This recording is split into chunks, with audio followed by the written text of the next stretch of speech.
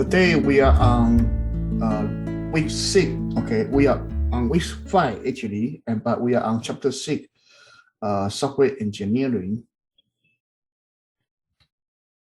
Hi, Demo, how are you? Session 1 overview. Hello, hi, Demo, how are you? Hello. Wait, wait, is it mandatory for this video? It's not mandatory, but you are welcome. Oh, okay, then I guess I will leave because I have a class at 9:30.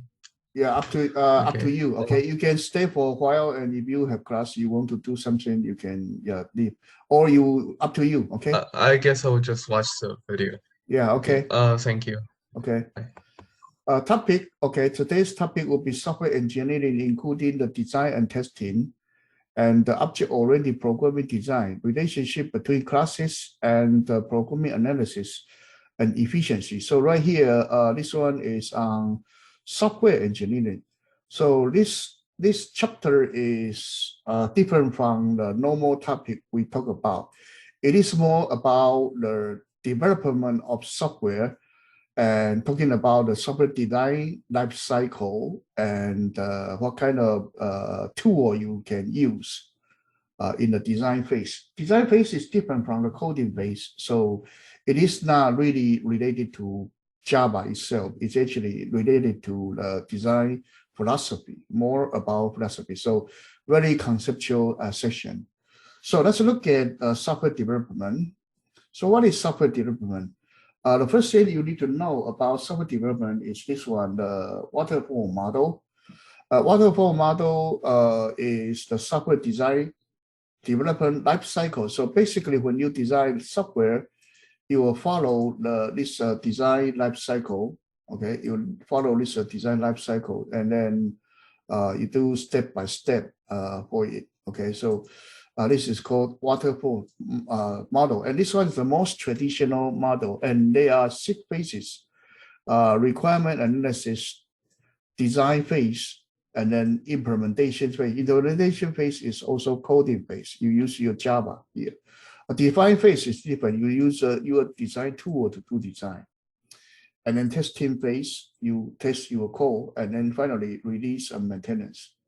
Release is also called deployment. Let's pick an example to talk about this topic, waterfall model. So let's assume that we are designing a computer system for a high school. So high school, we have student. So the data we have student, we have teacher, we have course, we have a school. These are the major things we may have. And you may have a school report for the credit. So now in each classroom, the teacher may have a computer. And here, this one is a point of sale, the endpoint. And this point of sale may enter some information to the database. And that's the student score. Okay, student score will be collected here. And then there may be some learning management system would be involved. So learning management such as this Moodle is one example that the learning management system that helps teacher to manage the school. And then we may have a office. So here you may have school registration office.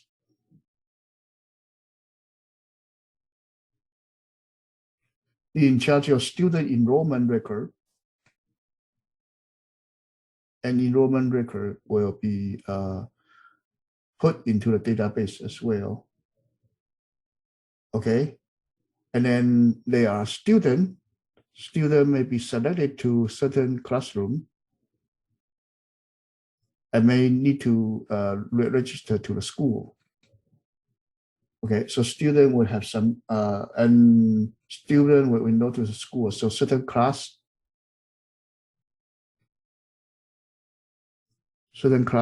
we have student and student listing and students' homework and a score, and those kind of things will also go to the database. Okay, the whole system is like this. So to figure out what kind of software needed, what kind of hardware needed, and what kind of the database needed, and how to build up the network and how to connect those different software together. These are the so-called requirement analysis. So this stage is called requirement analysis.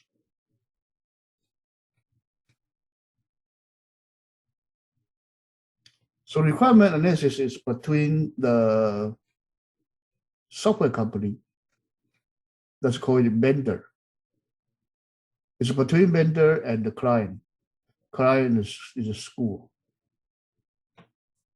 And you do work on the requirement analysis. And after the requirement analysis, they will provide one document that's called product specification. So product specification would be the contract between the vendor and the client. So in this case, it will be between the software company and the school officials. Okay, so this one is the requirement analysis. So here, including a few things that at this level, like including the user interface, including the user experience scenario, story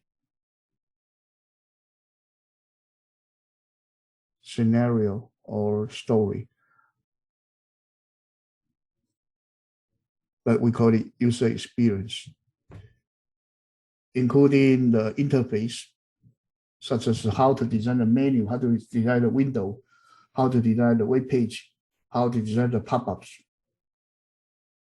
and also the basic procedures. Procedures including how GPA is calculated, how enrollment is done, those kind of things. So here, this whole thing is the requirement analysis, and eventually they'll provide a product specification, and they will sign contract between vendor and client. Okay, that's the this one is the stage one. So now let's go back to the chart. Stage two, we got that product specification which describe the need for the customer. Now we go into the second stage. From the need of the customer, we go into the second stage, that's the design stage. And in the design stage, we design the software. So now let's look at the score. Okay. So this stage, actually, typically, we need to design the few things. This one, second stage, is called a design phase. So at design phase, we will release design specification.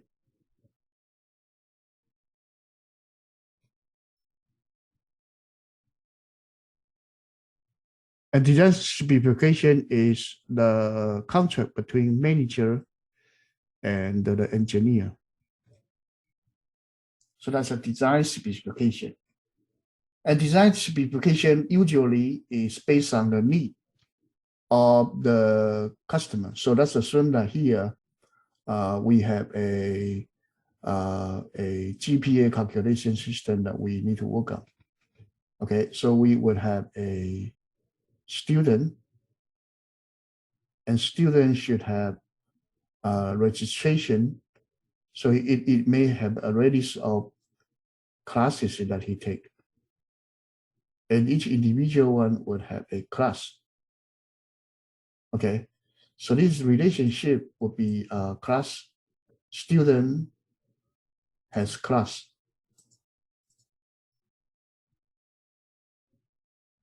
Student would have many class.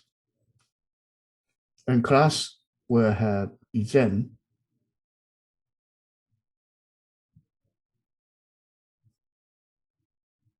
Okay, and exam may have some score, data field score. And then a class may also have project.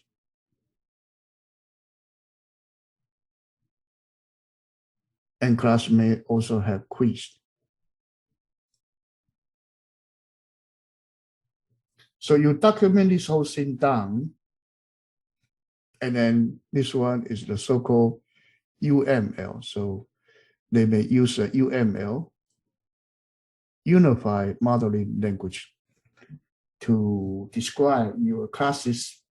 And each individual class, say exam, and then calculating the score, they may have certain algorithms. So those algorithms may be described in the so-called pseudocode or described in flowchart. So these are something needed to describe the software. And eventually the whole thing will be given to the engineer, and the engineer will design the software based on this design spec. So now it goes into the third stage. And the third stage will be the programming stage or implementation stage. So let's go back. So third stage is implementation stage. Okay, let's look at these slices. So here is the flow chart for the development cycles when you do coding. Third stage is coding. So coding, you need to write your source code, and then it will be compiled to that class using the Java compiler, and it become a bytecode, and then it can be run. Okay, so this is the compilation flow.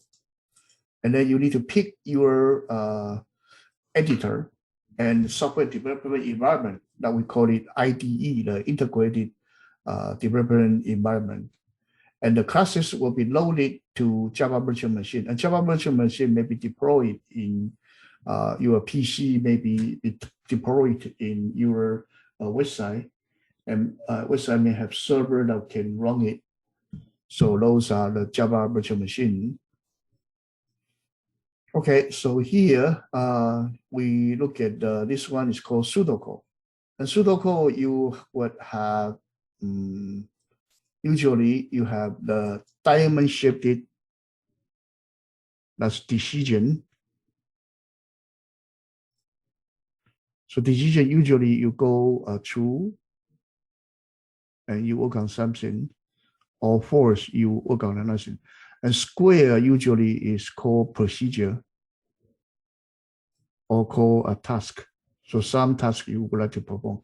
Sometimes procedure or function, you use two lines over there, and you can consider that actually is a function. So this function may go to somewhere else, get started and finish and come back. Okay. Okay, and usually the starting point, we use a rounded rectangle, rounded corners rectangle, so that actually is your start. And ending portion, the same thing. Okay, you start and you do work on a few steps, and you finish. And they maybe have some jump point. Jump point usually is a circle, you say A, and then far away, you can start this A from here. So this one conceptually, they are linked together. Okay. So this is flowchart. Flowchart will tell the engineer what kind of procedure need to be implemented. And the whole thing can also be described in pseudocode. And pseudocode is usually is English-like language to describe the procedure. And there's no grammar checker. So basically, you can write whatever the engineer feel comfortable to read. So usually it's plain English, and then with some description. But usually we'll have begin, end, loop, if, okay, this kind of word. And if you use, say, Java for as a pseudocode, that's also okay. That's also okay. Or you use a Python as a pseudocode, that's also okay. Okay, then next one.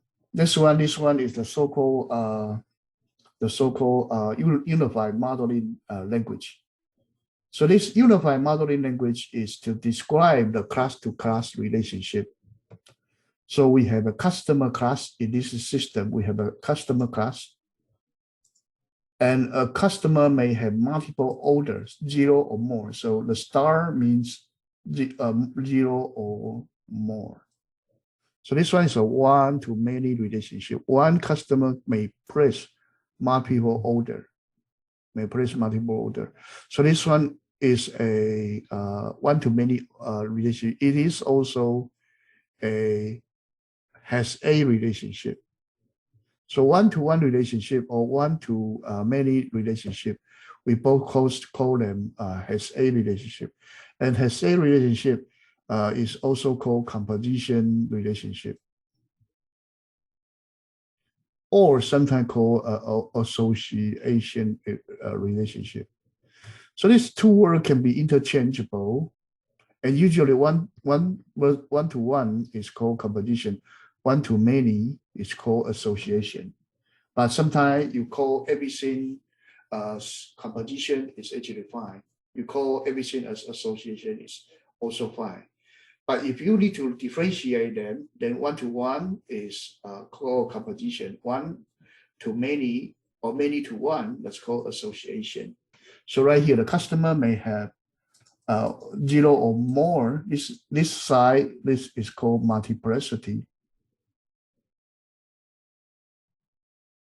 showing you how many order per customer. So order may have one-to-many payment. So you can pay multiple times for the order. Okay, so this one is also has a relationship.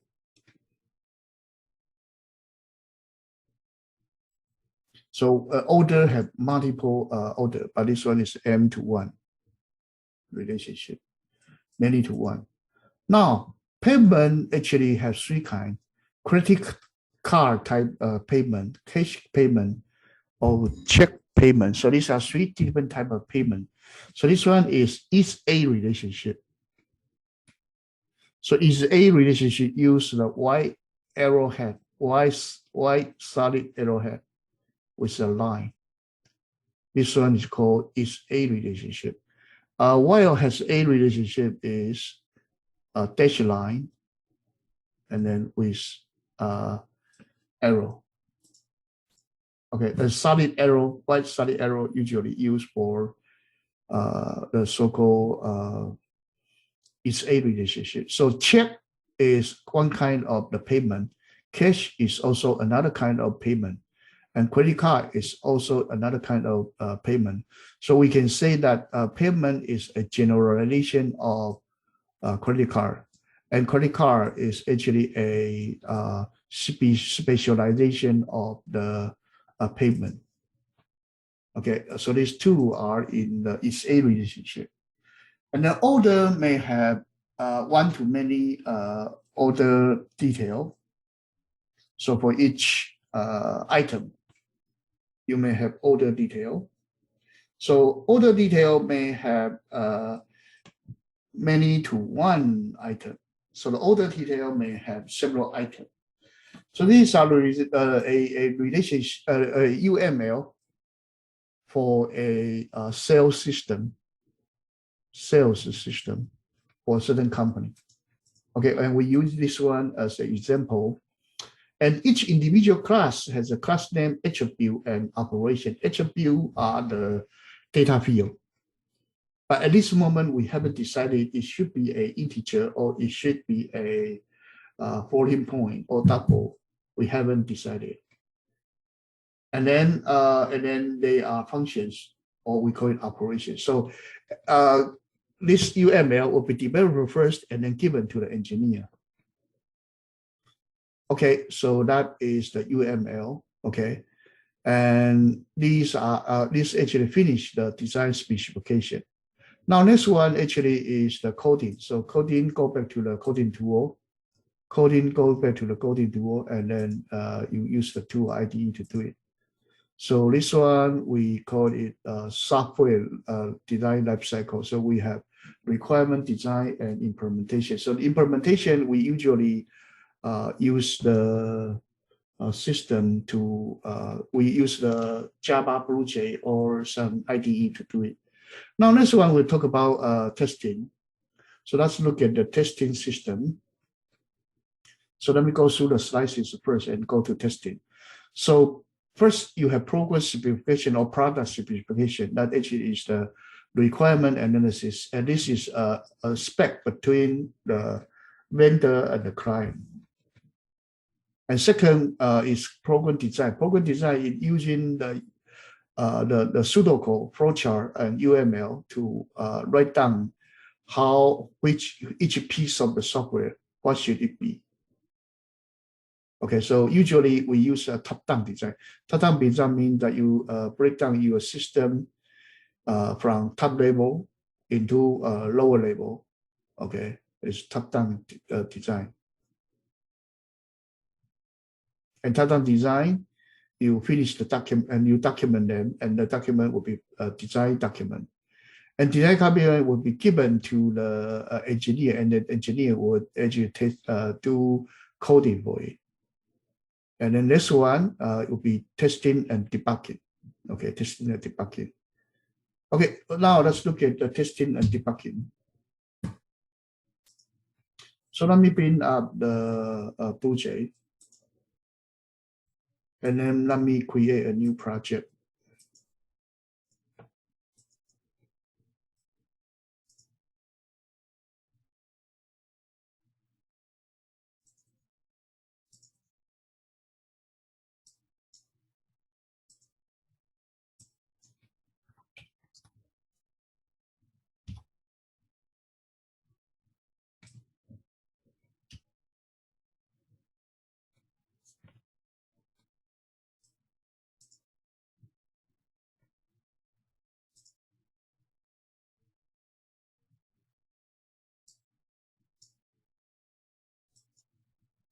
Okay, so now I'm going to design something.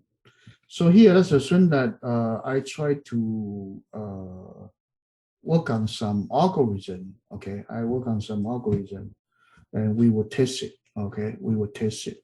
So here, let's actually consider we actually have the so-called let's work on a GCD. Okay, GCD. Greatest common denominator. Okay, greatest common denominator. So that's assume that we will find GCD. Okay. So here are two algorithms. You can remember them. Okay. So the first one that has the public static. Okay. We are going to find GCD. Okay. So this one will return the integer, and then we would find GCD. Okay. We have the integer m and integer n2 number, and we try to find the GCD. Okay. So these two say, let's assume that we actually have two numbers, okay, 48 and 32. And we use a Euclid algorithm to find the GCD. So 1, 32, you got 16, and 2, 32, you got 0. So this one is called Euclid algorithm. Okay, Euclid algorithm. This one, I don't know whether you know it or not, but let me prove it a little bit over here. Okay, so say you have a number called m, and m is a times the GCD. Okay. Okay, so you have n, and it actually n equals b times the GCD. Okay, so when the GCD is fine, at that moment, A and B2 are prime to each other. So you find GCD when you find a vector A and B, they are prime to each other. Then we call GCD. For example, here 48 and 32, 48 should be 16 times 3. 32 should be 16 times 2. So the GCD will be 16. A is 3, B is 2. Okay. A is 3, B is 2. So that's the what we have. Okay, what we have. So now, because actually A, B are prime to each other. So let's look at this. Let's look at this. Okay.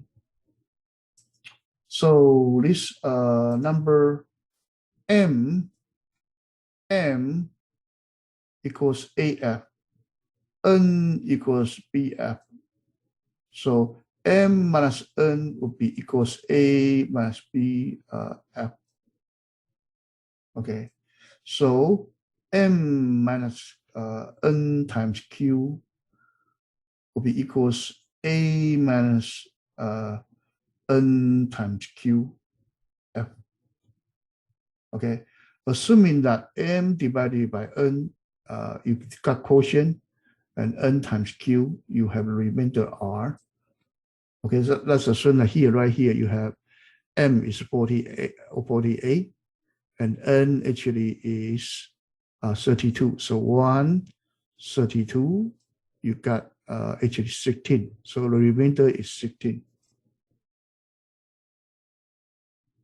Okay, so right here, actually M will be equals N times Q plus R. Okay, N times Q plus R. I'm sorry, B times Q plus R, B times Q plus R. Okay, B times Q plus R. Let's see here. This is actually B times Q plus R. Divided by N. Okay, I'm sorry. This is N times Q. N times Q. I'm sorry. So this is N times Q. This is N times Q. I'm sorry. Okay, so here actually we are up to here. Okay, we are up to here. So apparently, this one is equal to this whole thing and here, right? And the left-hand side here is actually equals R. So R is equals A minus, okay, so here, I'm sorry, this one actually is B, okay. So here you have B. Okay, this is B. So R will be equals A minus BQ times F. So it's also a multiple of the F. Multiple of the F, okay. It also is multiple of F. So originally we are trying to find M and N's GCD, and it will be equivalent to you find N and R's GCD, because R is also a multiple of F. So you can also find N and R's GCD. So actually you equal to finding N and M take modular by N, okay, to find the GCD in that way. So basically then we get this, okay, we get this. So we have 48, 32, okay, so we have 1, 32, and then 16. So this one is M, this one is N, this one is the Q, this one is the remainder R. We finish the first round, and in the second round we assign 32 as a new M, we assign 16 as a new N, and then we say here we have 1, and then actually 2, and you got 32, and it's 0. So this one is the new Q, okay, it's a new R. And then when new R, I'm sorry, this is new R, okay, when new R, and then we go to the next round actually, we will assign 16 as a new M, and then actually N as the new, I mean 0 as the new N. So when N equals 0, and your GCD is your F is a M. Okay, so now this one we can write a recursive function. If actually N equals 0, then M is your GCD. Okay. Otherwise, we will return we will do recursive call GCD of the n and the m take modular by n. Okay, this actually, so this set of a call will implement this, the so-called what? This one, the so-called Euclid algorithm. Okay, so that's GCD. So this is actually a recursive version. Okay, recursive version. Now let's actually use a iterative version. So public static, okay, integer. Let's call it GCF. Also get integer m and integer n. Okay, so let's do this. So this one we get the m and n. Okay, m and n. So here let's see. While okay, n not equals 0. Okay, we do this. Okay, so this one when we finish, we will, the exit condition will be n equals 0. Then at that time, this one is a post condition. At that time, m will be GCD. Okay, will be GCD. So here we actually will return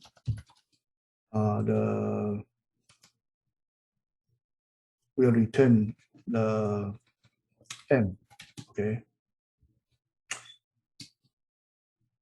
Okay, now if actually m actually what m is greater than n, okay, m is greater than n, then we will say m actually minus equals n. Okay, so this one actually m will become m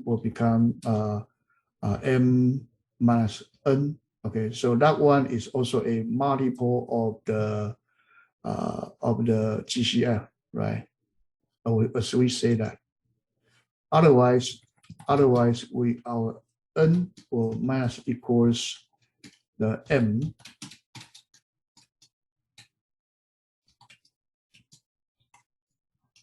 Okay, either way, right here we use what? We use minus. Okay, we do not. These two algorithms are different. This one is not Euclid algorithm. So I implement this two version of the GCD. Okay, now we got these two functions. We would like to test it. Okay, we would like to test it. So right here, I'm going to click right hand side and create test case. Okay, so here we have a test case. Right here, I would add the so-called add test. Okay, and public, okay, void, okay, and here I would call it what? Test number 1. Okay, number 1. That's starting from 0. Okay, so let's do this. Okay, now go up to here. So I'm going to create something. So here that's actually static. Okay, integer array. Okay, integer array inputs. Okay.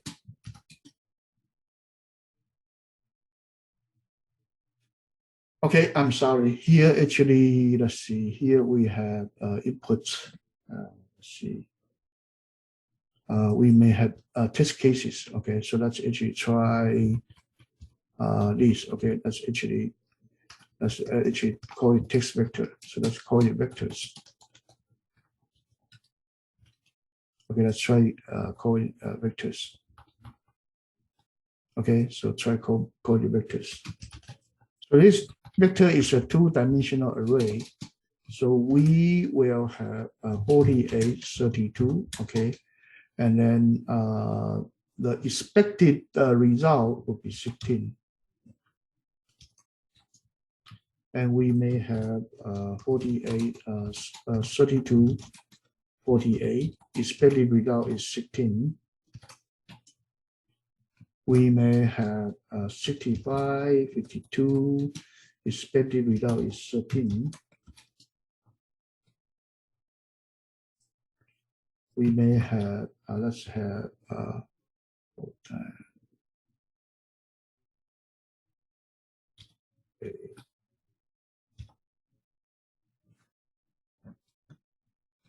okay, 68.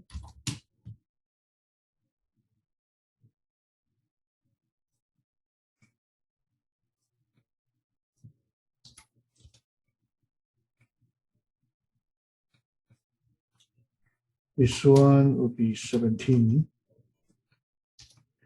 Okay, let's assume that we have this 4 vector, we will do it. Okay, we have 4 vector we will use. Okay, so these are text vectors. These are text vectors. Okay, so here we have test case 0. Okay, test case 0. So here we will say actually integer m equals test vector vector set zeros number 0. Okay, the vectors test vector zeros first element, that's 48. Okay, so that actually assigned to m. So let's copy this one and post here again and again. Okay, so this one we have 10. Okay, this one is expected GCD. Okay, GCD and GCF sometimes can be exchanged. Okay, so this one is one test vector. Okay, one test vector. Now we do assert equals. Okay, so here expected value. Okay, so we assert equals of the two functions are in GCD class. Okay, so we call GCD. Okay, that GCD. Okay, and then here we have m and n and expected GCD. Okay. Okay, so this one we finish one test case. So let's run it. Here we have expected GCD. We have too many parentheses. Okay, this is actually a test case, and we run it work. Okay, it work. Your test and 2 are equal, so that actually copy the test case. Copy the test case, and let's do 2, 3, and 4.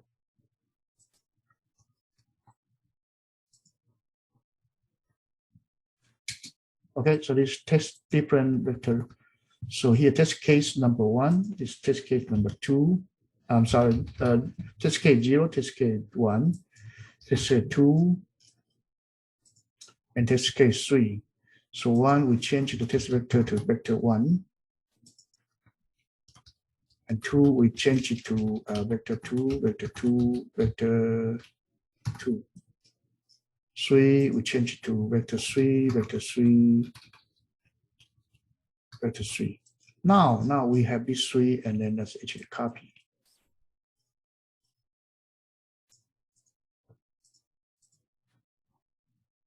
And paste. Okay, so now we actually this one. Okay, so this is 3. This top 3, 4 cases. Let's call it 0, 0D. Okay, 0D, 0D. Let's call it 0D, 1D, 2D, and 3D. Okay, and lower portion let's call 0F, 1F, 2F, and 3F. Okay, so here we actually just need to change this one to the function called to GCF. You're calling different function to test. Okay, so 2 algorithms of different kind, we share the same test bench. So this is whole thing we call it test bench. Okay, each of these we call it a test case.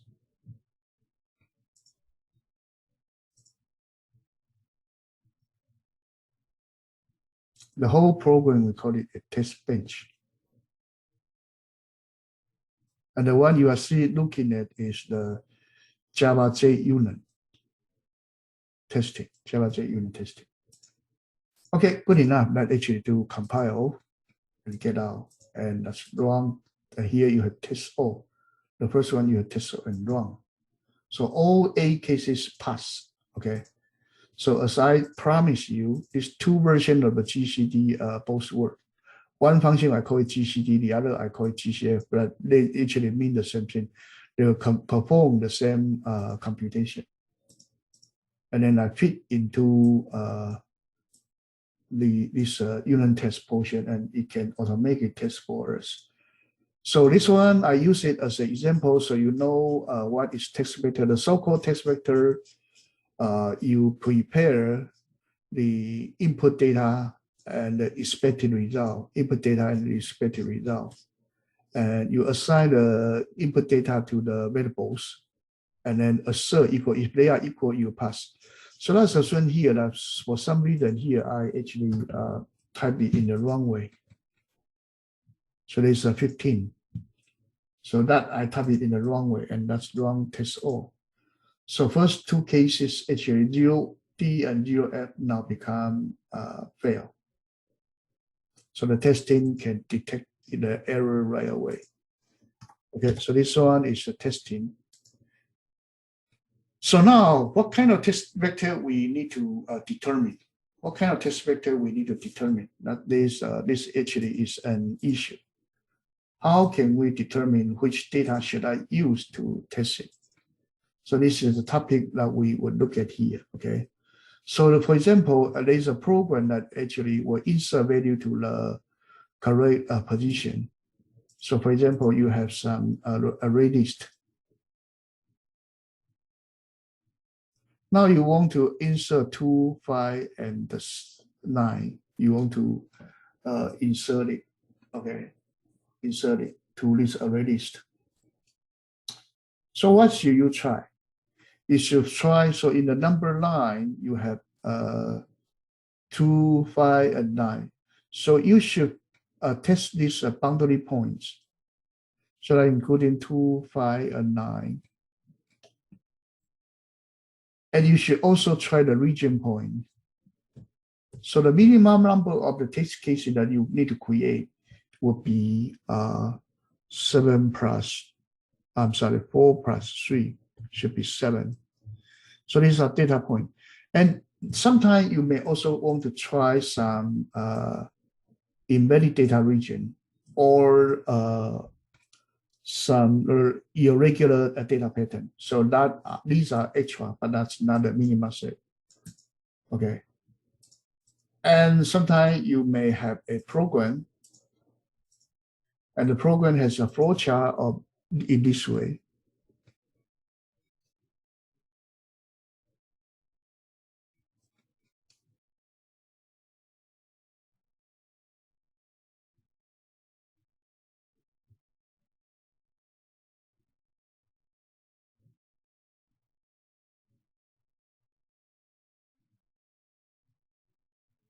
Okay, so in this case, you need to test a branch over here, that's 1 pass. A branch over here, that's 2 pass, okay? And possibly there's a branch like this. There's another branch like this.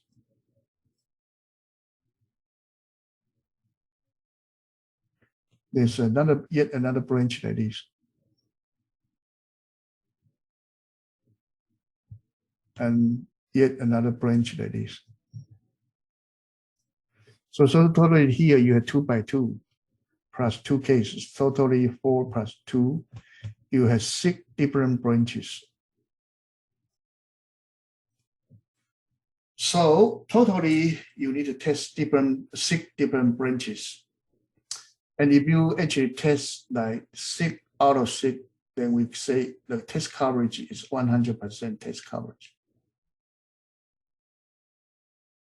So 100% test coverage means that all the branch conditions you all tested.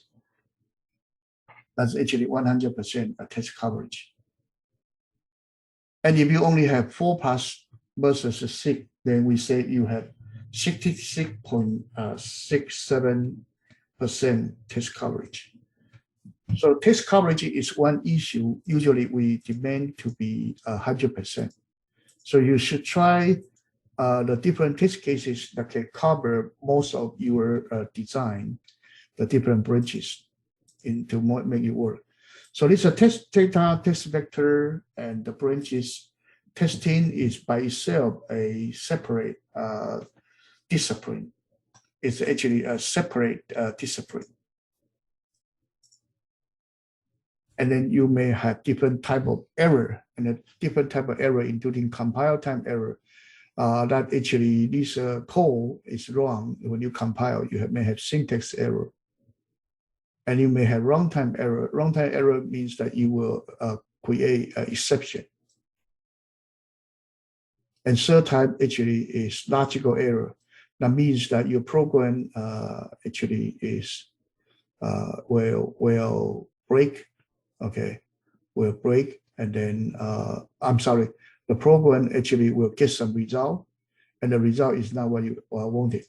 So now let's go back to the project. So go back to the project. If you use this testing, using this one, you actually do running the main program, and to test your GCD, you compile. So you compile. So actually, the grammar actually will what you kind of compile it, and that error you catch would be what would be called the compilation error. So for example, I got this one and compile, I have an error. So this one is a compilation error. It's a syntax error. Okay. So now if right here I have probably okay static okay boy man okay something like this.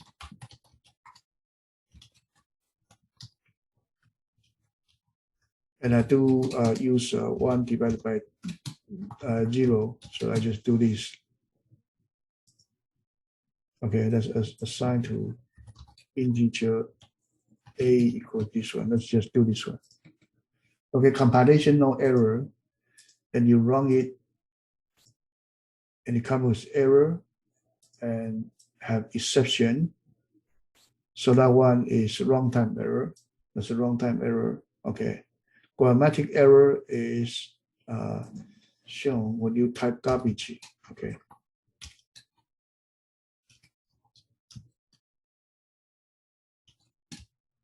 This one is compile time error. But I commit it up, okay. And this one is runtime error. Okay. And then you may have something that you test over here. Okay, you pass. But if you calculate, but it doesn't get the right result you want to have. Okay, this one is not runtime error, it's not compile time error. It is the so-called logic error. Okay, so here this unit test.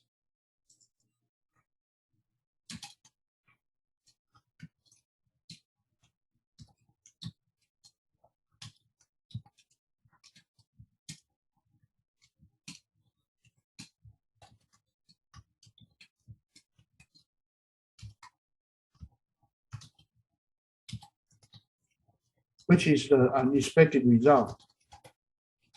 Yet there is no syntax error or runtime error. Okay, so this one I add such comments. So these are 3 major types of the error that we typically see. Okay, these are the 3 types of the error that we typically see. So let me put it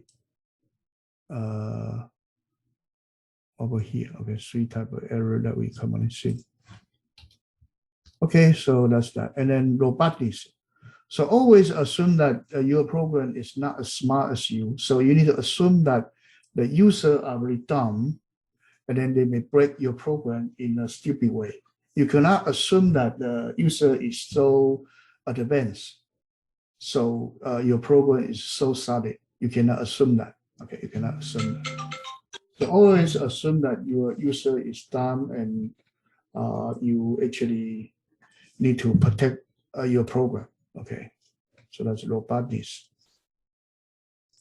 Next one, program maintenance. Okay, so we finished the so-called testing, and next stage it will be deployment. Okay, deployment. So here, before deployment and before the maintenance, the testing. Okay, the testing right here, you should still have the so-called alpha test and the beta test.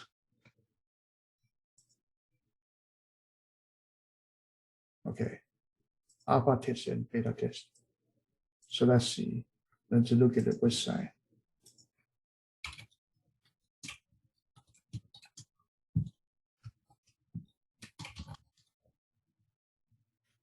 Okay, so we may have alpha test and beta test. Okay, we may have alpha test and beta test. Okay, so alpha test and beta test.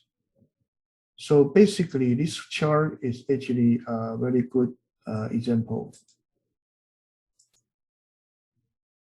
Let me see. This chart is not good actually. Let's see, alpha test versus beta test.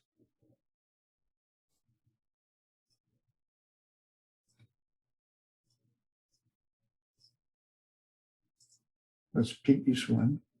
No, that's the word is too little.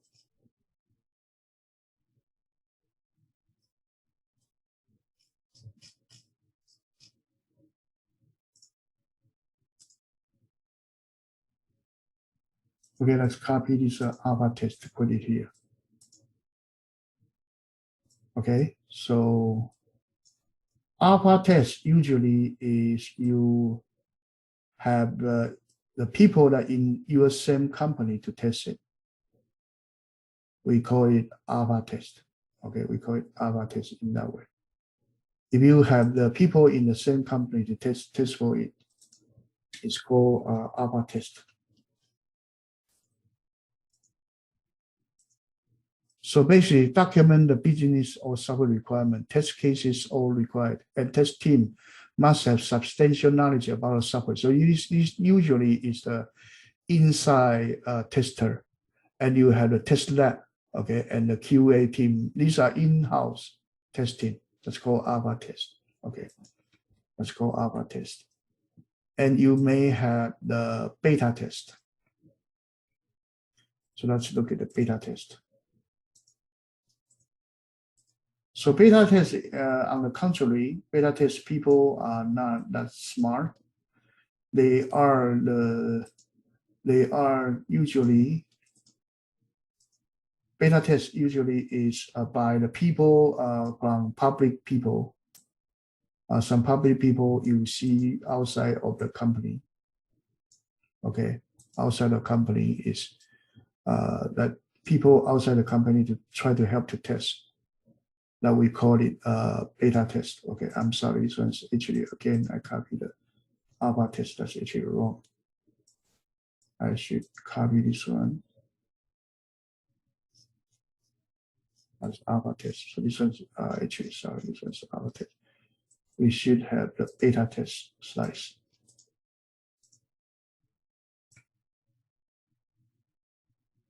So beta test is actually you sign up your design and you make your beta test version ready. And who is going to test your software? That's the people you even may sometimes even don't know. So it may be people from outside of the company will help to test. And usually big company may just release the software to outside and have the user to perform the so-called beta test. And the user to help to perform the beta test. So sign up alpha test and then make the beta version ready and then environment ready to do the testing. Okay, so beta test usually is by the people outside of the company. Okay, beta test usually is the people outside the company. So some people like Microsoft, you may see Windows 12 beta release. So this beta release is a version that's not commercial yet, but you download it from the website so you can test the Windows 12 before they are released. Okay, this one is called the so-called beta test. Okay, so now the 3 testing stages we have is the first stage. You have the unit test. So each programmer will do a unit test, and then it hand off to alpha test. And alpha test by QA people, by field FAE people, by QA, usually QA people or testing people, and then you release it to beta test. And beta test is by users usually. And this one is actually a small group, selected group of the user. It's not inside the company, it's outside the company. So this one is the so-called beta test. Okay, it's a so-called beta. And after beta test, you can release the product. Okay, you can release the product. And that's actually called software deployment.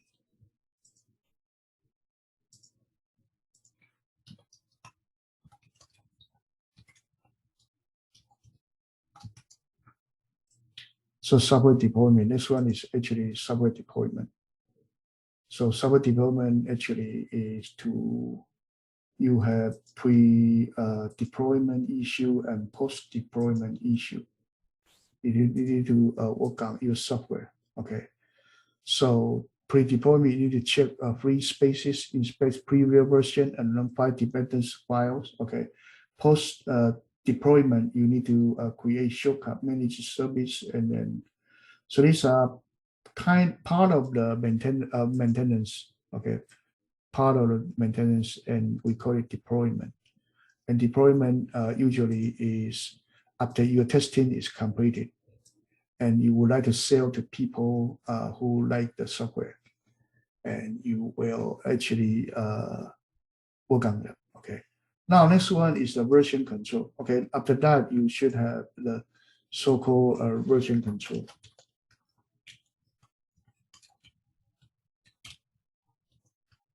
You will hear feedback from people, and then you will update your design. So you may need to actually do version control. Okay, you will do version control. So version control means that you have a repository, and then your different copy being sent to your repository, and now your software go from version 1.0, and then 2.0, and then 3.0, and then 4.0, something like that. Okay, so it's a version control. Okay, after that, actually, okay, the version control.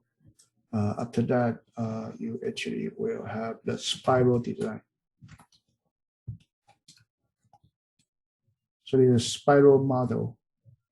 So you start your program from small one, okay? You basically do design, and then analyze your risk requirement analysis, and do design, and then you do implementation, and then you build a bigger software and continue to do that. Okay, continue to do that until your software is well developed. Okay, so go through several cycles of the design. Okay, so these are the software design cycles, different software design cycles. And then these are different stages. So these are very important issues. Okay, now next one, let's look at object-oriented design issues at this design stage. So here, okay, object-oriented development have been dominating programming design methodology since 1990. Recently, it got challenged by functional programming. Okay, but before that, we have the imperative programming, we have structured programming, and then object-oriented programming. So structured programming is doing iteration, okay, iteration, and then sequential, and also selection. Okay, that's actually structured programming. And then it becomes object-oriented programming. Okay, and object-oriented programming, we need to use the object-oriented design tool such as this. Okay, and structured programming, we use something like the ball chart before. Okay, now these are the topic. Okay, these are the topic Okay, so design in object-oriented programming stage, you need to identify the class. So what are the classes you need to do? So usually you need to find out the nouns. So nouns, we actually will write a program. Okay, write a program. So write a program that maintain inventory of stock items. So inventory, stock items, and store and program. These are the nouns we have. So program we draw. So and okay, so here we may have inventory item and store. These are the nouns we have. Okay, and then you may have a basic item that's a stock item. Okay, so stock item is base class, and you may have a collection that actually is inventory that actually a destock it. So you can starting from a no class and then list down the classes and then find out the class relationship. And you may have a controller that actually store control everything and display usually is a GUI, can be a menu. Okay, so this one actually set up something called a model view model. Okay, model view controller model. So let's assume that we are designing a game board. Designing a game, we play a chess.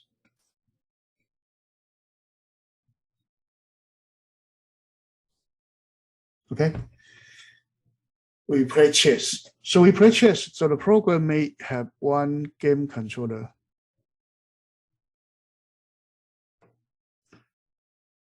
And this game controller will have two players.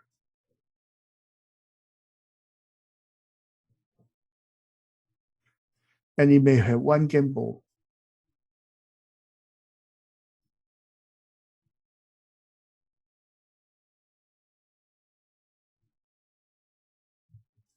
Okay, and it may have display. So there's a GUI, initial up the view.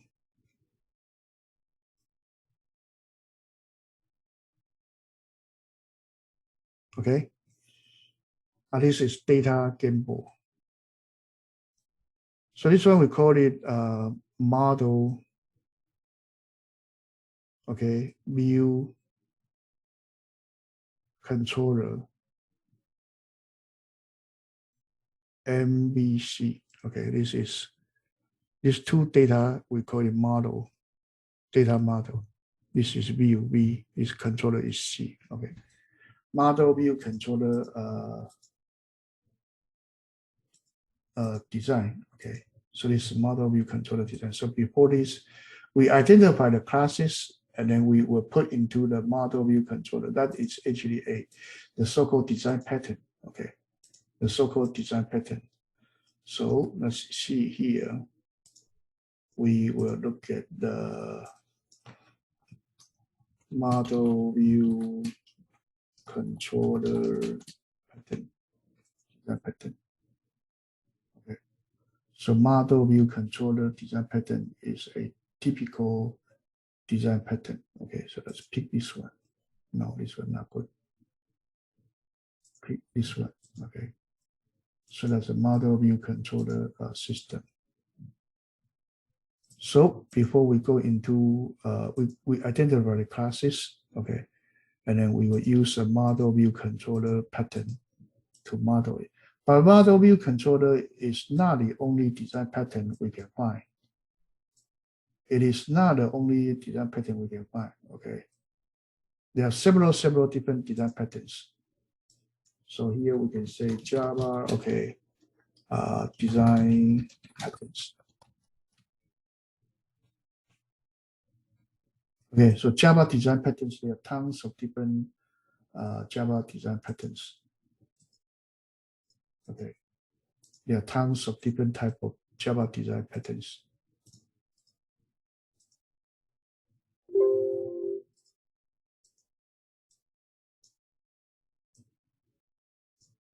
This one's too blurred. Let me try a different one. Using this one better. Okay, so design pattern here we have different patterns. It actually model view controller is one of the design patterns, and you have structural pattern, creational pattern, behavioral pattern, different type of patterns. Okay, so usually when you see a problem, when you do design, you can try to find out the nonce. So nonce is program game bingos and prayer and then bingo cards and color and then numbers. Okay, and you cross out those cannot be useful class, such as this one. Okay, bingo we don't not need it. Okay, number you can edit. So these are actually the nonce you have. So base object are these.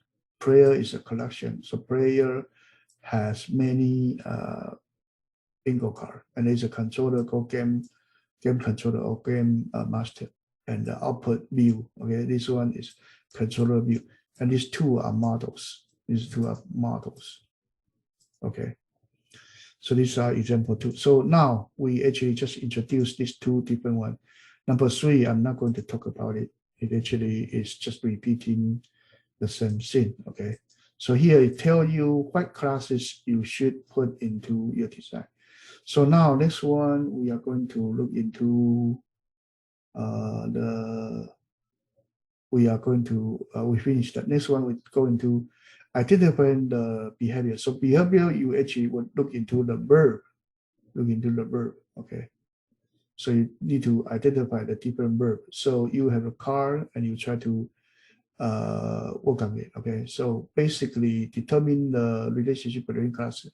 So you need to figure out the classes has a relationship or is a relationship, okay? And then composition relationship has a relationship. So eventually you use your UML, your player will have a ball and player may have scorecard. And actually you have two types of player, good player and bad player may need tutor. So this one is the so-called UML. So the behavioral portion, you need to identify the class to class relationship and then identify each class the required functions. Okay. And then you go into implementation of the classes. Okay. So top-down design. So we want to have a top-down design. One is procedural abstraction. So from top-down design, we want to break down our program into several function code. So that's called procedural abstraction. And each one of them, we actually would hide the detail and have the engineer to implement it. And you also may have the data encapsulation. Data encapsulation is actually data abstraction, and data abstraction is sometimes used meant to represent the data structure. We call it data abstraction. And data abstraction can also be a module, such as a class design is also a data abstraction. Okay, and some function you design but you did not implement, we call it a stop function.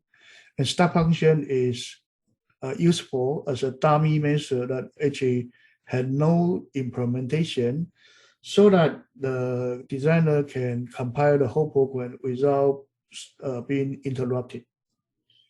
You can test your whole program and before the program being finished. And you may find algorithm. And for algorithm is a step-by-step procedure that solve the problem. So algorithm is procedure. Okay, let's look at the example. So this is example one. I'm not going to look on it. Let's look at example two. Okay, about the implementation. I'm sorry. Let's look at the. Let's look at example three. Example three is a game of battleship. So let's look at this battleship game first. So what is battleship game? So let's assume that we are going to write a program that actually is this one called battleship.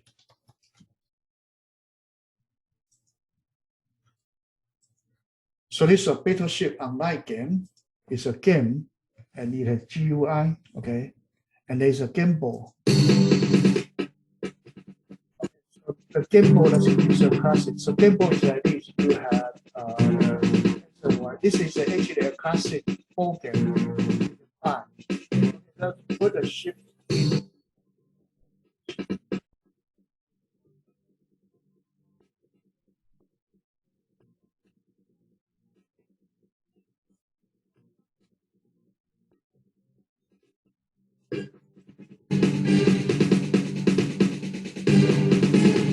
finish the game ball design. So basically, this one will you need to have a game ball and 5 or 6 different shape types. Okay, now the game ball editor finished the editing. Now the next one is the play game. Play game actually is like this. You have 2 players. You have 2 players. One player has his own ship in this way. Okay, so there's one player. One player's game ball is on the left hand side. The other one is on the right side. So let's assume that I'm a player 1. So I will I just fire the missile to attack, and it's a miss. And then player 2 will actually attack me. So it actually bomb here, but it actually is a hit. So this one we call it a miss. This one we call it a hit.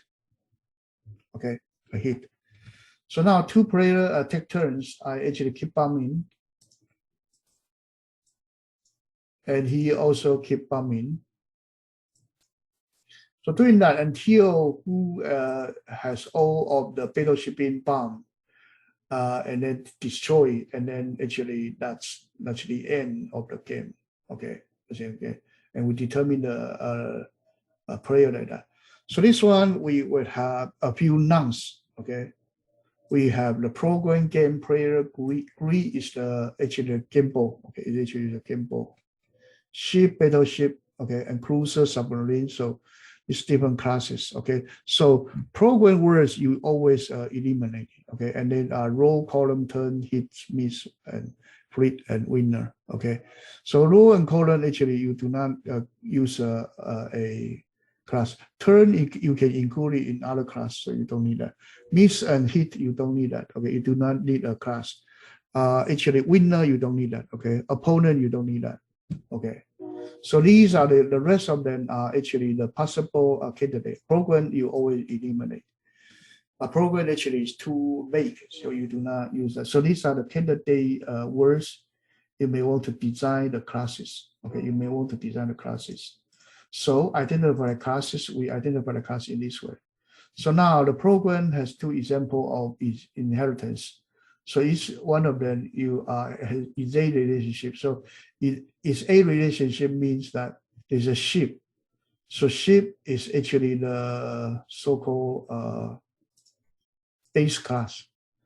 So ship is base class, and you have battleship. You have cruiser. You have submarine. You have destroyer. You have frigate. Okay, so these are actually different ships. They are has its a relationship with the precede. Okay. Okay, so that's its a relationship. Then we will design the gimbal. So gimbal is as you see. Okay, the gimbal. Okay, and then there's a called grid. Okay, so grid is a candidate as an interface. Okay. And then you may have get adjacent neighbor, okay, whatever it is, different thing. So you may try to check. So let's continue the game. Okay, let's continue the game playing. Continue the game playing. Okay. So let's move on.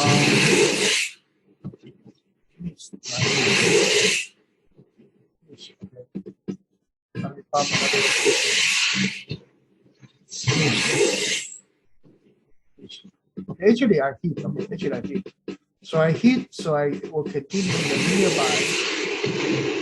So I hit again. So there I hit. So my turn I continue to try to publish. This one miss, right? This one miss. So I know that actually nearby there should be another location here. So again it's a miss. So there's a miss. So I know that there should be some sort of a wider crew, maybe area over here. So young area is over there. Okay? So basically, I identify the carrier.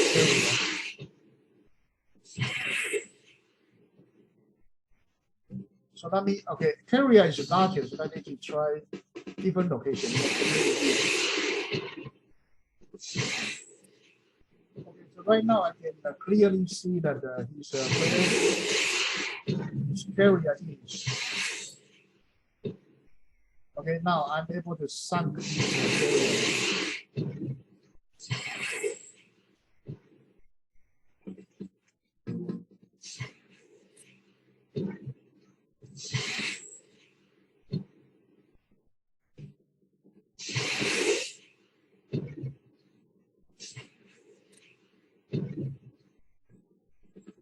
Okay, so now it's a carrier sunk. Okay, so I destroy one carrier.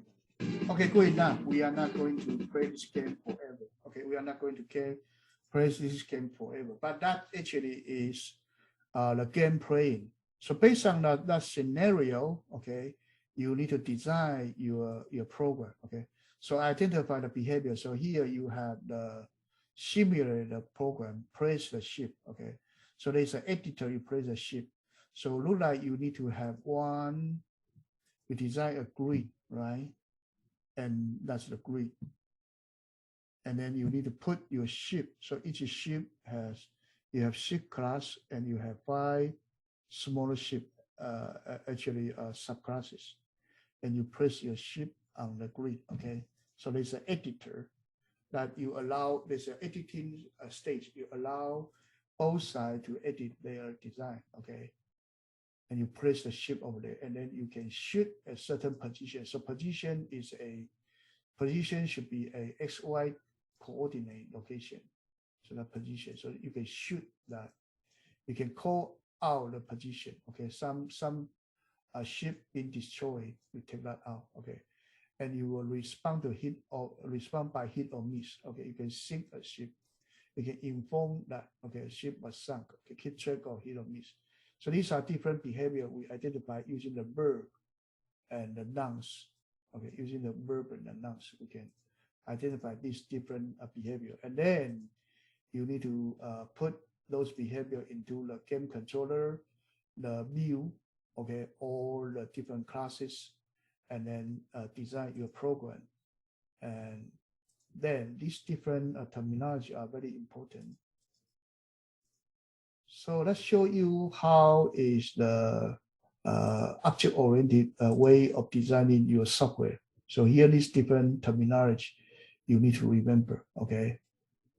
And okay, so right here, okay, if you are interested in this battleship game, you can actually find the address, okay? You can find the address.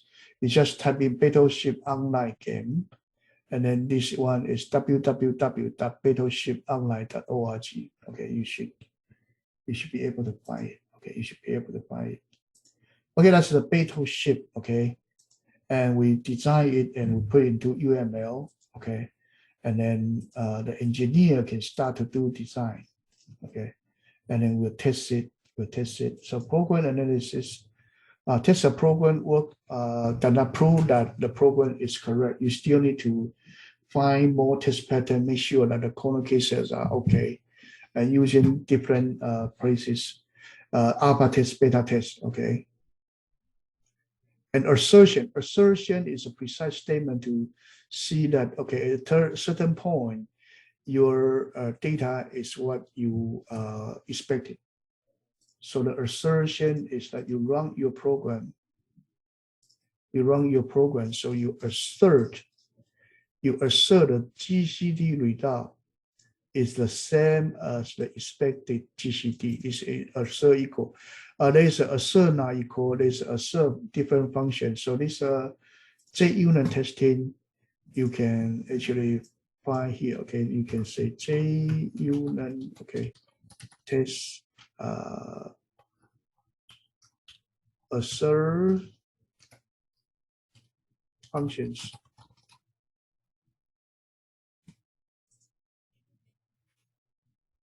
Okay, so they are assert equal, assert true, assert false, assert not null, assert same, assert not same, assert array equal. So these are different functions you can search, okay, for the unit test assertion. Okay, to check if at certain point the data is what you expect or not, okay? So beyond the syntax error and the runtime error, you also need to check if the logic error is actually solved or not, okay? And you have a precondition, postcondition description on each piece of software. So precondition is the condition that before you enter into a function, loop, or block, this statement must be true. Okay, that's called precondition. And then postcondition is a piece of code that after it, you should be able to get some kind of condition. Usually is the result. Result should meet certain spec. Then we call it postcondition. Okay, we call it postcondition. And program efficiency is how fast the program can be run. Okay, how fast the program be run. And then usually we evaluate the program efficiency by the growth rate of the program. And some factors that affect runtime efficiency, including unnecessary tests, excessive movement of data element, and redundant computation, and especially in loops. Okay, so these are testing the efficiency, and always aim at for early detection of the output condition, and your sorting algorithm should hold when the list is sorted. Okay, try to do that. Okay, anyway, this one efficiency. Okay, and you need to find out what is the best case, what is the worst case, what is the average case. You need to be able to identify. So summary, okay. There are a lot of vocabulary in this chapter, and this chapter is very conceptual and sometimes very vague. So it's not only testing Java, but it's testing your basic knowledge, okay? Basic knowledge about software development.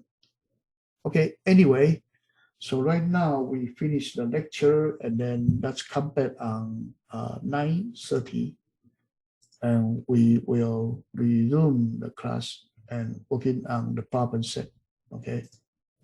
As a resume, so right now we are working on the Unit 6 quiz, okay, Unit 6 quiz. And today, because we do not have students to practice, so I'm going to finish all of the problem set, okay. I'll try to explain in more detail which one is okay, which one is not okay. And then if you have questions, you can ask me in the next lecture. Okay, in the next lecture we have. So now let's look at the problem one. The program with 5-digit numbers, okay, to be written. The specification does not state whether 0 should be created as the first digit or not. Okay, so the problem is that, okay, you create a 5-digit number. So the 5-digit number may look like this. Okay, you may have this 5-digit number, and you may have 1, 2, 3, 4, 5. You may have 0, 0, 1, 3, 4. So let's assume that this one, okay, we do not know whether the 0 should be allowed or not. Let's assume that we do not know whether 0 should be allowed or not, okay? Then in that case, we are in trouble. We don't know, okay? So now, what should you do? As an engineer, what should you do? Number one, write the code accept 0 as the first digit, because you are not given the spec, so you don't know whether you should put the 0 there. So if you do this, actually it's not good, okay? Basically, you may just design some software that people don't want. Second, that actually do not accept 0, that same thing, you may be in trouble, okay? So if you eliminate 0 as possible, so require people don't assign 0 to that, that's also not good. You make the ID set to be smaller, okay? treat the ID number as a 4-digit, okay? This may work, but it also may not able to do it. So this one actually is a business problem, it's not a coding problem.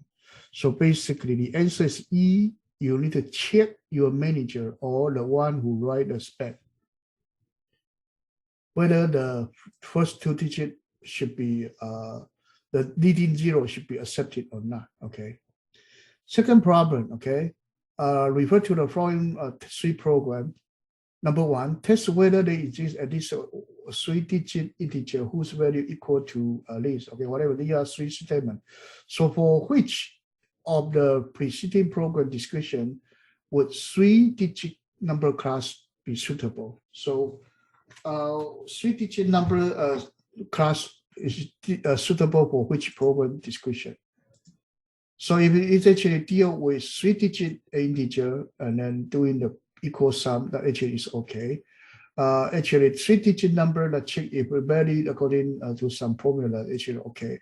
Password consists of 3-digit and 3 capital letter. This one is not okay because it's actually a password class, and the number of the digit may be 3, and it may also have some non-digit numbers. So actually, if you use the 3-digit number name as the name of the class, is not appropriate. So this one, the answer is 1 and 2. So the answer is D. Number 3, top-down design. Top-down design means that you design the program from the top level, okay, higher level, and then slowly go down to the detail, okay. So number 1, write program from top down in Java. No, it actually may not means in Java. It may means that you use the design tool to develop your code blocks. Okay, so you do top down. Second, write an essay describing the program over without including any Java code. Write an essay. Essay is not top down design. 3, using the driving program to test everything. This one's testing. Number 4, write and testing the lowest level. This one is lower level testing, and it's a bottom up. You combine the lower level case and go up. E, write the program in terms of operation performs. So you have the classes, and then you write the behavior, and then you refine this operation by providing more detail later. That is the top-down design.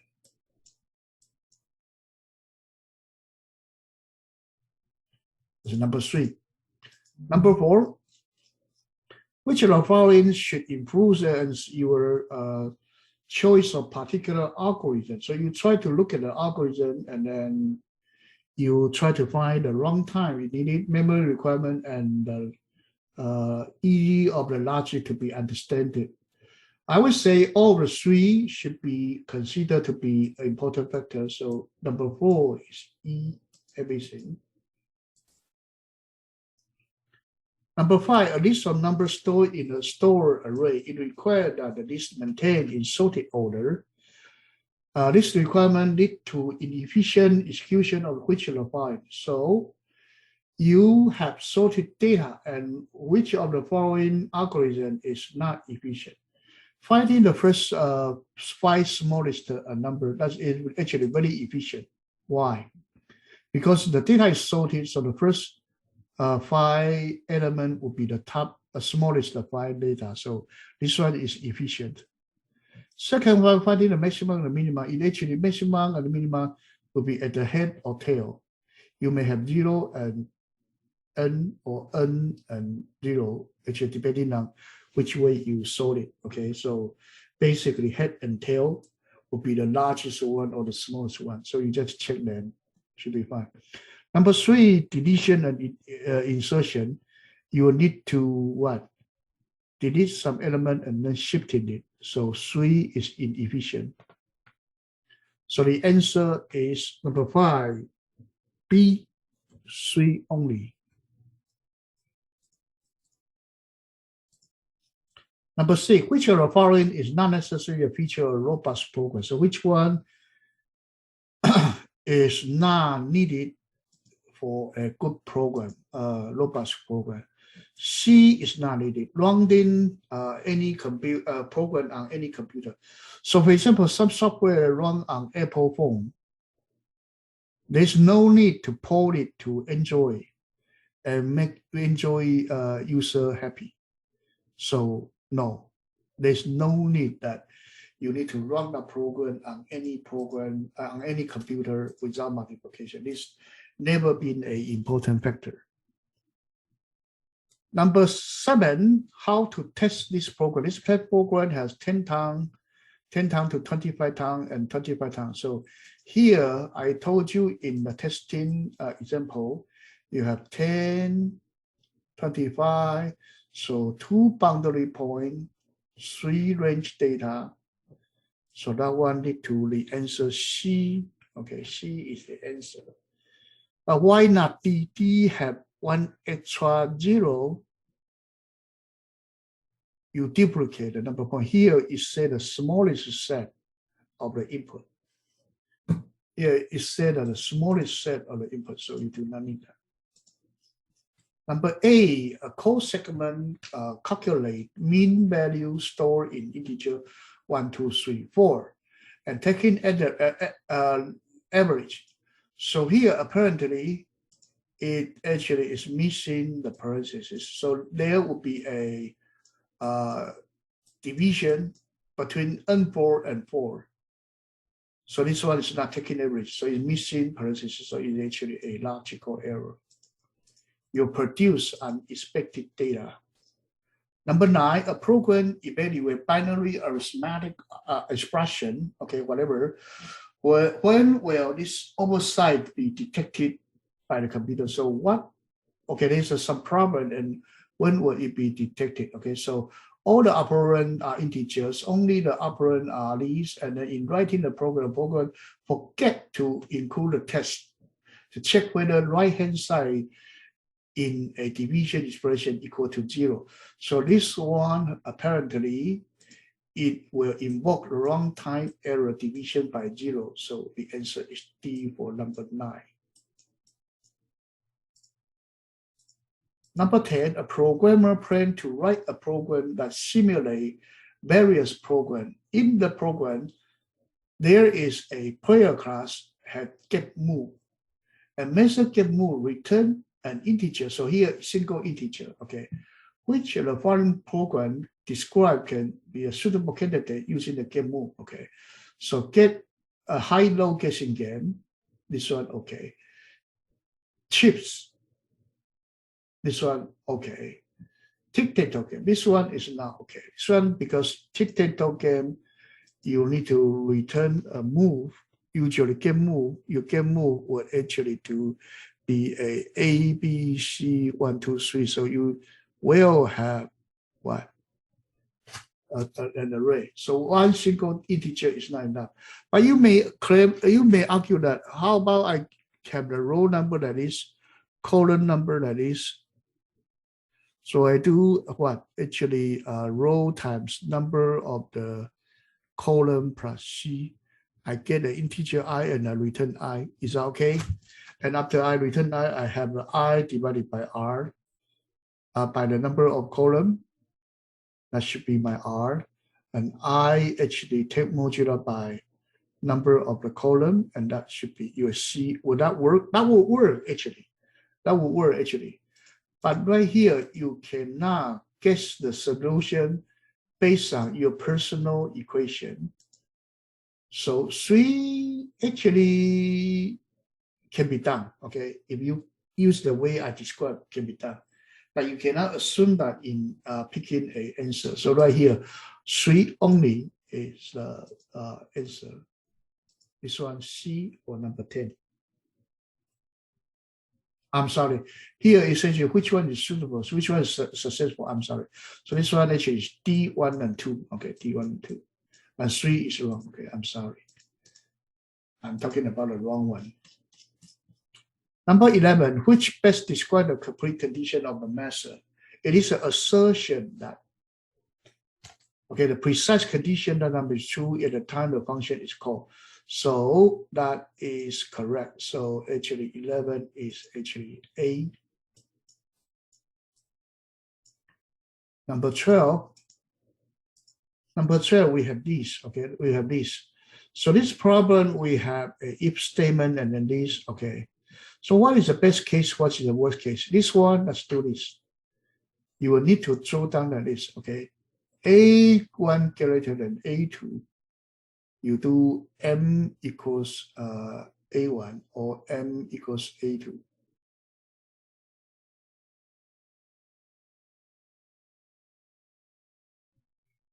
Okay, then you check M less than A3. You do something, otherwise you do another thing. So right here, the best case would be this one, and this one, right? That's the best case. Worst case would be this one or this one and go this way. Okay. So best case is actually largest number in A1 or A2. And worst case is larger number in A3. So the answer is A on this one. So to solve this problem, it's better that you actually write down this flow chart that will help you to see which one is the answer.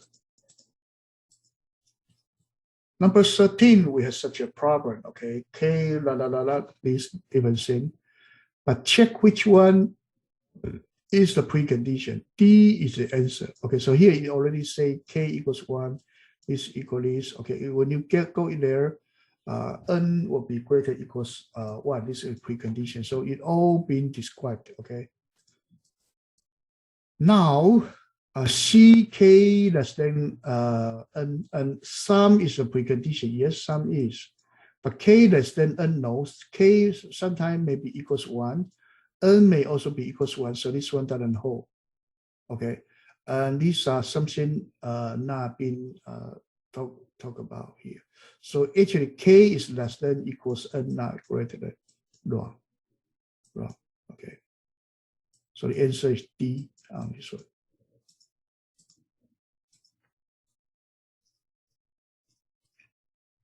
Okay, so here we have a Fibonacci sequence. Okay, so what is the assertion here? Assertion here is that, okay, what will be true at this location? What will be true for this location is you must have the N starting from 3 less than equals N. So it actually is this. C is easy to be picked.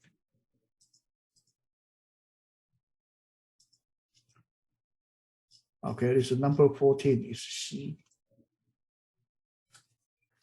Number 15 here is a measure. Okay, the mystery function we have A, B. Okay, so what is this function? So we got A and B, so you will repeat B time. Okay, repeat B time. Each time you add A, so you will add A for B time, so it actually is A times B. The answer is D on 15. On number 16, we have these different things. Okay, we have item list, and also invoice. Okay, so where should I put the function of the function call of the? There's a function call where, okay, it actually put just amount due. So amount due must be a function that you can calculate total amount. Okay, so a single item you cannot place that amount due over there. So item is not okay, but item list or invoice to get the function is actually okay. So here, okay, which class is reasonable? So this one is actually 2 and 3. The answer is D on number 16.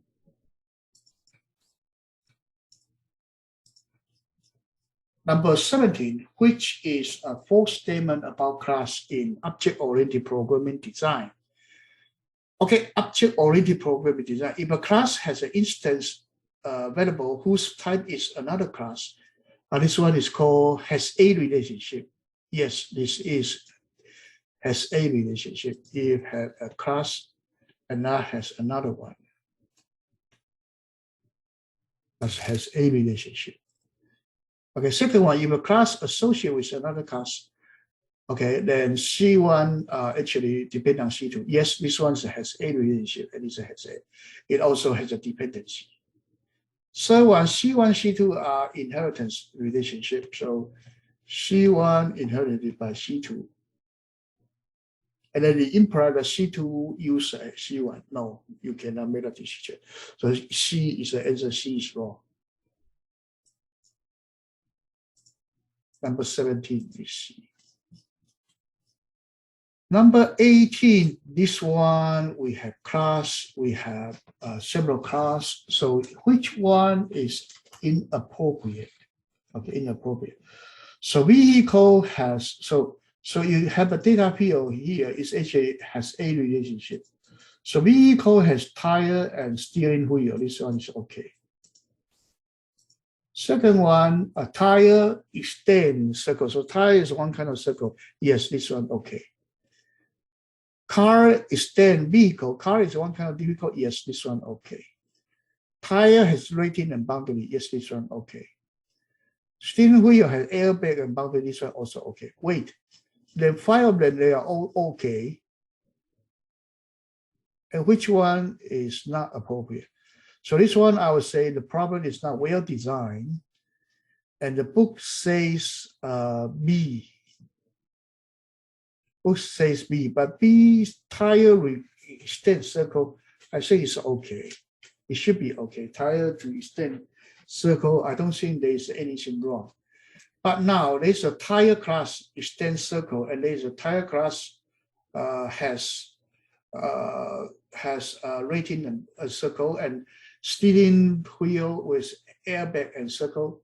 Okay, so this is D and E and the B, actually they are similar. Okay, but because if you pick D, E will also be true, so it cannot be D or E. So same thing, C and A cannot be wrong. Okay, so only thing that you can mark it to wrong is B, but this problem is too big to call. I would say no answer on this one. Number 19, Java programmer have completed preliminary design for large program. Okay, the programmer developed a list of classes, determined the method for each class, established the relationship between classes, and written outline for each class. Which class should be implemented first? Okay, so let's assume that you have several different classes, like what we have in the lecture here. So which class should you do? Should you do the child class first, or should you do the parent class? So sometimes some function is shared between child class and parent class. So you write the parent class first, your child class will see. You write in the child class, the parent class will actually also see. So now the problem is that these will not be candidate. So a good candidate to start with is some class that is independent of other class. So the answer for this one is all independent class is you go first. Don't try super class, don't try subclass, don't try collaborative class, helper class. Don't try the dominant object. It may not be appropriate because later you may need to change. Number 20 here we have different one. Which one is the must kill nonce? So program by default you need to delete. Another one is integer. Other than that, okay, this one bumper car, you cannot see anyone, so actually it's 2. Okay, right here, some people say that, okay, how about simulation? Maybe not. Maybe not. You cannot actually immediately discard. So what you can immediately discard is that if you deliberate it and you don't feel guilty, then that should be picked. So this one only 2. Number 21 and 22, okay, here it said that the bumper car is a simulation, is a display, the bumper car is a grid point and different thing. Which operation should not be representing grid point? So grid point is actually a point. It is an XY coordinate. So XY coordinate will not have empty. So this one, A21. Other functions, okay. Number 22, we have a bumper car. Bumper car has this different function, but which function is not appropriate? So bumper car may run to boundary, yes. Bumper car may select a random direction, yes. Bumper car may have reverse direction, yes. Bumper car may move, yes. Bumper car update, no. Bumper car update It is okay, but that's actually the most unsuitable. So E for 22. Okay, today, because we do not have students participating in the recording and we do not have question answer session, so it go a little bit faster, but please study your material. The submission will be okay. Submission will be a regular time. This Saturday to next Wednesday, I'm away. I'm not at home. I bring my son for traveling, and he has no break for 2 years. So we kind of need to have some break. Okay, and thank you. If you have any question, let me know. And please submit your homework according to the schedule. So this week you are due. This week, this Friday night. Let me see. Okay, this Friday night you are due for this. Let's see. And the next week is the spring break for UC Berkeley. So I'm out of town.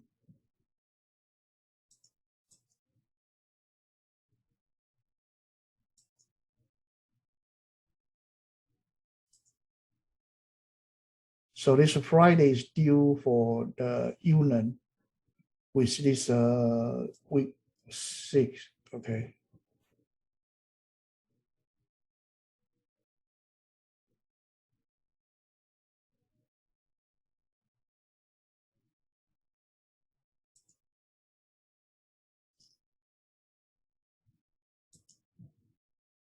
Okay, so you should submit. Let's see. You should submit. Wait, let me see. Okay, you should submit this one. Let me check the record. Okay, let me check the record. So let's see. Let me see this week. Okay, so this week some student already submit. And week 5, no one submit. Okay, so this week you need to submit the week 5. That would be we are talking about this software engineering, right? But week 4 one already been submit. Okay, because our week 1, week 2 is due. Week 1 we talk about since, and then the result week 2 Friday it would be due. Okay, so here I think you should finish this one. Okay, parent is at number 2 and FRQ 2015. Okay, that's due on this Friday. Okay, thank you. Good night then. Bye bye.